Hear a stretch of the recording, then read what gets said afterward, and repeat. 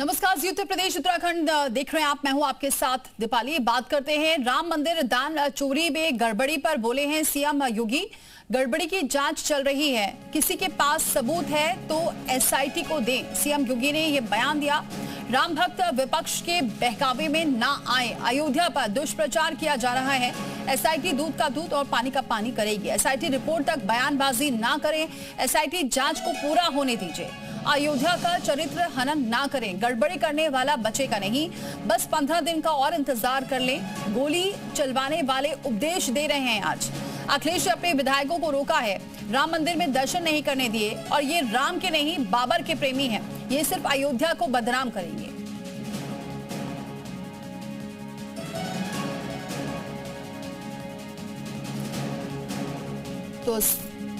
तो सीएम योगी ने बयान दिया, क्योंकि अयोध्या में इस वक्त राम मंदिर अगर की बात करें तो एसआईटी जांच इस वक्त चल रही है। चोरी की गड़बड़ी के मामले को लेकर एसआईटी लगातार जांच कर रही है, और इसी को लेकर सीएम योगी ने आज बयान दिया है।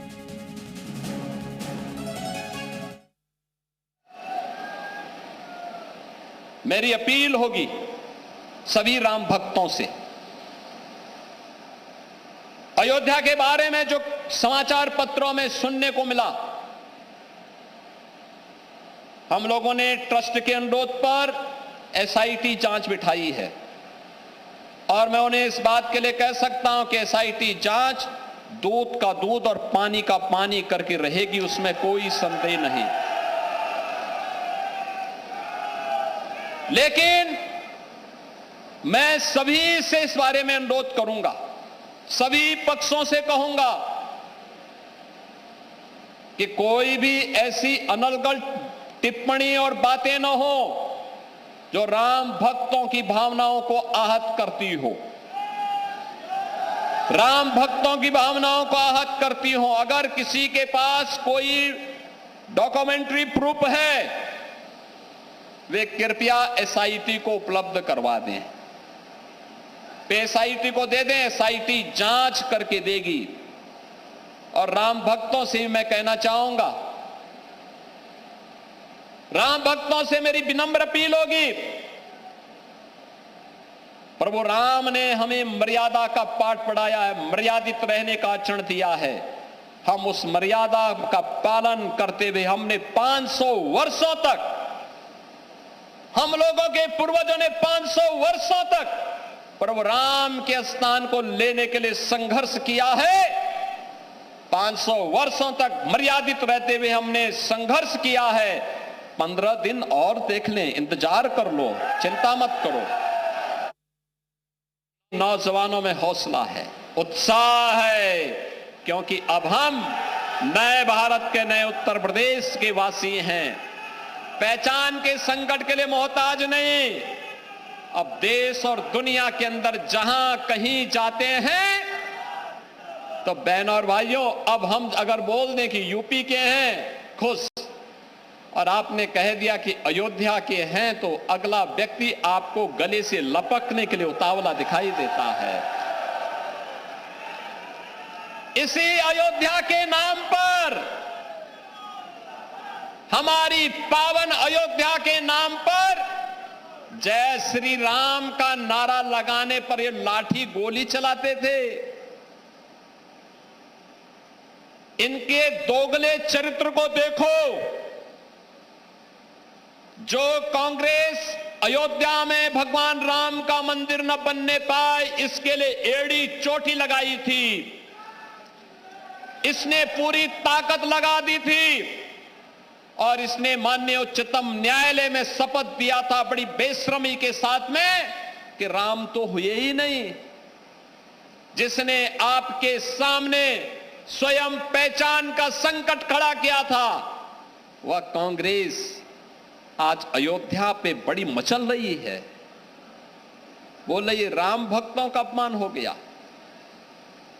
अरे तब क्या राम भक्तों का अपमान नहीं हो रहा था जब आप कहते थे, सुप्रीम कोर्ट में आपके नेता एफिडेविट देते थे, इनकी सरकार बेशर्मी के साथ शपथ पत्र दाखिल करती थी, कहती थी राम हुए ही नहीं। और चलिए सीधे रुक करते हैं, मयूर शुक्ला हमारे सहयोगी इस खबर पर जुड़ चुके हैं। मयूर, पहली बार सीएम योगी ने इस मुद्दे पर बोला है क्योंकि राम मंदिर में चढ़ावा चोरी का जो मामला था एसआईटी जांच कर रही है, लेकिन अभी तक सीएम की तरफ से प्रतिक्रिया देखने को नहीं मिली थी। लेकिन आज उन्होंने न सिर्फ इस पर प्रतिक्रिया दी है, लेकिन साथ में सपा को, कांग्रेस को, विपक्ष को आड़े हाथों भी ले लिया है और साथ ही अपील भी कर दी है कि 15 दिन का इंतजार कर लें फिर बोलें।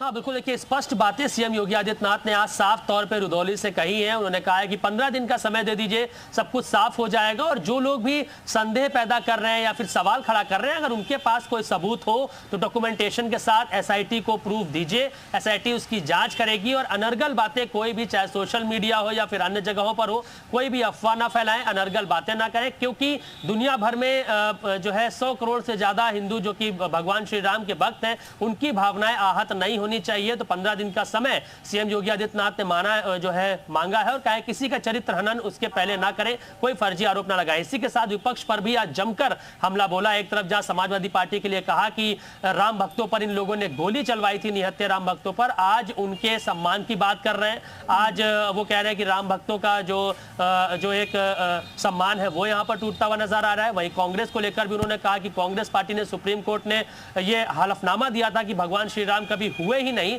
आज वो प्रभु श्री राम के लिए मचल रही, कह रही है कि श्री राम भक्तों का अपमान हो गया है। तो ऐसे में इन लोगों के बहकावे में ना आए, इन लोगों का इतिहास क्या रहा है वो जानने का प्रयास करें। और क्योंकि ट्रस्ट की कहने के बाद सीएम योगी आदित्यनाथ ने एसआईटी का गठन किया था, तो उनका मानना है कि 15 दिन के अंदर जो रिपोर्ट है वो सामने आ जाएगी और कोई भी बख्शा नहीं जाएगा। जो भी इस अगर चंदे घोटाले में शामिल होगा, जिसके खिलाफ प्रूफ सामने आएंगे, उसके खिलाफ सख्त कार्रवाई करने का काम किया जाएगा। लेकिन थोड़ा सा इसमें संयम बरतना बहुत ज्यादा जरूरी है, क्योंकि जिस तरीके से हमने देखा सोशल मीडिया पर, अन्य जगहों पर, जिन माध्यमों से तमाम लोगों को कल्प्रिट पहले ही बना दिया जा रहा है, तमाम चीजें जो सामने निकल कर आ रही है, उससे कहीं ना कहीं जो तमाम राम भक्त है दुनिया भर में, वो आहत जरूर हुए हैं कि उनके चंदे के साथ क्या चोरी हो गई है। बड़ा सवाल ये बना हुआ है। लेकिन तो ऐसे में सीएम योगी आदित्यनाथ ने आज आश्वासन दिया है कि किसी तरीके का कोई भी अगर इसमें शामिल है तो वो बख्शा नहीं जाएगा, उसके खिलाफ सख्त कार्रवाई होगी। लेकिन उससे पहले किसी तरीके की अफवाहों से बचना है, किसी तरीके की भावनाएं किसी की आहत ना हो, इसका भी ध्यान रखना है। तो अब देखना होगा कि जो रिपोर्ट आएगी एसआईटी की, उसमें क्या कुछ निकल के आता है और कितने लोगों पर कार्रवाई होती है। लेकिन संयम बरतने और विपक्ष जो बातें कर रहा है, जो अयोध्या को लेकर, श्री राम भक्तों को लेकर, प्रभु श्री राम को लेकर, उनके बहकावे में भी ना। मयूर, आप बने रहे हमारे साथ। बीजेपी प्रवक्ता एसएन सिंह हमारे साथ जुड़ चुके हैं। बहुत स्वागत है सर हमारे साथ जुड़ने के लिए। सर, सीएम योगी का पहला बयान आज सामने आया, ये राम मंदिर चढ़ावा चोरी का जो मामला चल रहा है, एसआईटी की जांच चल रही है, लेकिन सीएम योगी ने साफ तौर से एक मैसेज भी दे दिया है कि थोड़ा इंतजार कर लें, क्योंकि ये राम मंदिर से जुड़ा मामला है। लेकिन सपा हो या फिर कांग्रेस हो या कोई भी विपक्ष हो, सभी सीधे तौर पर आरोप लगा रहे थे कि सरकार के नाक के नीचे ये सब चल रहा था, राम राम की बात करते हैं लेकिन ये चोरी हो गई। अच्छा, सपा को बोलने का कोई अधिकार है?